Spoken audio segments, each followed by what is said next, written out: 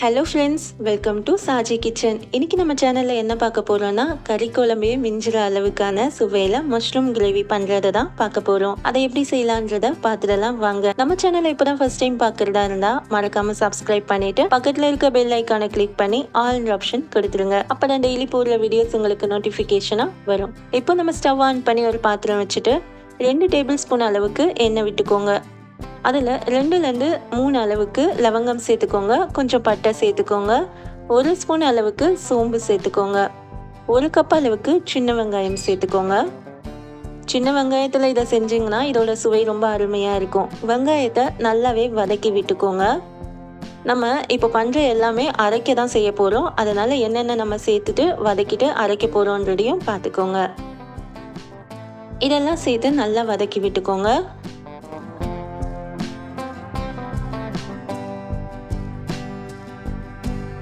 இப்போ நம்ம இது கூட 2 பச்சை மிளகாய் தான் நான் சேர்த்துருக்கேன். நீங்கள் காரத்துக்கு ஏற்ற மாதிரி சேர்த்துக்கோங்க. நம்ம அப்புறம் மசாலாலாம் ஆட் பண்ணுவோம். அதனால் 2 பச்சை மிளகாய் மட்டும் சேர்த்து வதக்கியாச்சு.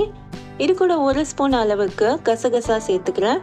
கசகசாவை சேர்த்த அப்புறமா நல்லா வதக்கிக்கோங்க. கசகசா சேர்த்து பண்ணிங்கன்னா ரொம்பவே டேஸ்ட்டாக இருக்கும். மறக்காமல் இது கசகசா இருந்தால் அதையும் சேர்த்து போட்டுருங்க. இப்போது இது கூட நான் இஞ்சி சேர்க்க போகிறேன். நான் கொஞ்சம் இஞ்சி பீஸை 3 துண்டாக கட் பண்ணி ஆட் பண்ணிக்கிறேன்.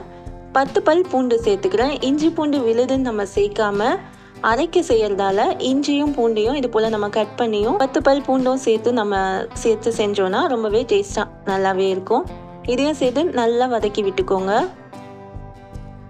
இப்போ நம்ம இது கூட 15 முந்திரி சேர்த்துக்கிறேன். முந்திரி இருந்தால் சேர்த்துக்கோங்க. அப்படி முந்திரி இல்லைன்னா பொட்டுக்கடலை கூட நீங்கள் சேர்த்து அரைக்கலாம். ரொம்பவே டேஸ்ட்டாக இருக்கும்.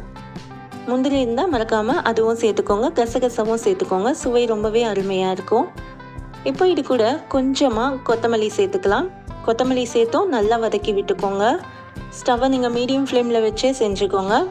இது எல்லாம் சேர்த்து எண்ணெயில் நல்லா வதக்குன அப்புறமா 2 தக்காளி மட்டும் சேர்த்துக்கோங்க. தக்காளி அதிகமாக சேர்க்க வேண்டாம். 2 தக்காளி மட்டும் சேர்த்துட்டு அதையும் நல்லா வதக்கி விட்டுக்கோங்க. தக்காளி கொஞ்சம் சாஃப்டாகட்டும். அப்போ தான் நம்ம அரைக்கிறதுக்கு இது நல்லா டேஸ்ட்டாக இருக்கும். பச்சை வாடை போகட்டும். நல்லா இது போல் வதக்கி விட்டுக்கோங்க. பாருங்கள், இப்போ சரியாக இருக்குது. இப்போ நம்ம ஸ்டவ் ஆஃப் பண்ணிவிட்டு இதை ஆற வச்சுருவோம். இது ஆறின அப்புறமும் நம்ம மிக்ஸி ஜாரில் போட்டு அரைச்சி எடுத்துக்கலாம். இது போல் போட்டு நல்லா ஸ்மூத்தாக அரைச்சி எடுத்துக்கோங்க.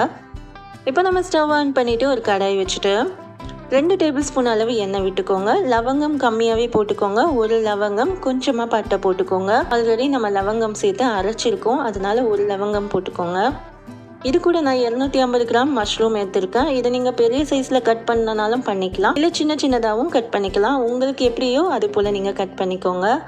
எண்ணெயிலேயே நீங்கள் இதை நல்லா வதக்கி எடுத்துக்கோங்க. எண்ணெயிலேயே இந்த மஷ்ரூமை நல்லா வதக்குங்க. ஒரு 2லேருந்து 3 நிமிஷத்துக்கு வதங்கின அப்புறமா நம்ம இது கூட 1/2 ஸ்பூன் அளவுக்கு மஞ்சத்தூள் சேர்த்துக்கோங்க. 1 ஸ்பூன் அளவுக்கு மிளகாய்த்தூள் சேர்த்துக்கோங்க. 1 ஸ்பூன் அளவுக்கு மல்லித்தூள் சேர்த்துக்கோங்க. 1 ஸ்பூன் அளவுக்கு சிக்கன் மசாலா சேர்த்துக்கோங்க. நான் இது கூட சிக்கன் மசாலா சேர்த்துக்கிறேன். சிக்கன் மசாலா சேர்த்து செஞ்சிங்கன்னா இது ரொம்பவே டேஸ்ட்டாக இருக்கும்.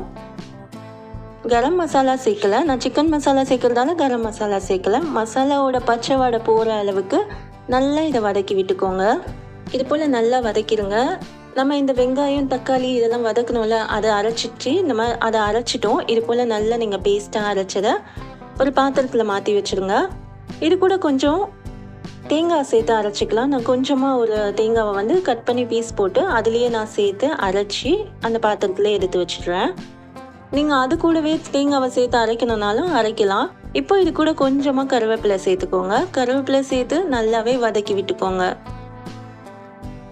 இது போல் நல்லா மிக்ஸ் பண்ணி விட்டுக்கோங்க. இப்போ இதுக்கு தேவையான அளவு உப்பு சேர்த்துடலாம். உப்பு சேர்த்த அப்புறமும் இதை நல்லா மிக்ஸ் பண்ணி விட்டுக்கோங்க. ஸ்டவ் கொஞ்சம் மீடியம் ஃப்ளேமில் வச்சே பண்ணிக்கலாம். இதை நல்லா மிக்ஸ் பண்ண அப்புறமா நம்ம அரைச்சி வச்சிருந்தோம்ல, அந்த தேங்காவும் நம்ம வதக்கி எடுத்ததையும் அரைச்சோம்ல, அது எல்லாமே சேர்த்து இப்போ ஆட் பண்ணிக்கலாம். இந்த ஸ்டேஜில் நீங்கள் இதை ஆட் பண்ணிக்கோங்க. ஆட் பண்ண அப்புறமா நல்லா மிக்ஸ் பண்ணி விட்டுக்கோங்க. இது போல் நல்லா அதை கிண்டி விட்டுக்கோங்க.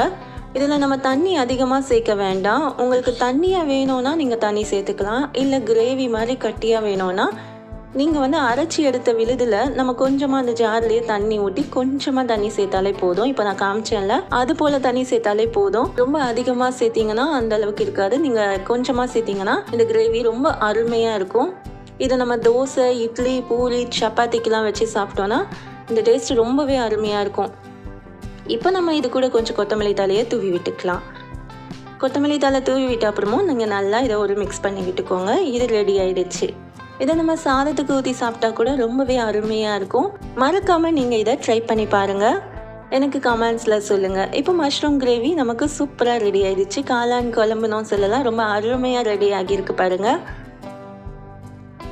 இந்த வீடியோ உங்களுக்கு பிடிச்சிருந்துச்சுன்னா நம்ம சேனலை லைக் பண்ணுங்கள், ஷேர் பண்ணுங்கள், மறக்காமல் சப்ஸ்கிரைப் பண்ணுங்கள். தேங்க்ஸ் ஃபார் வாட்சிங்.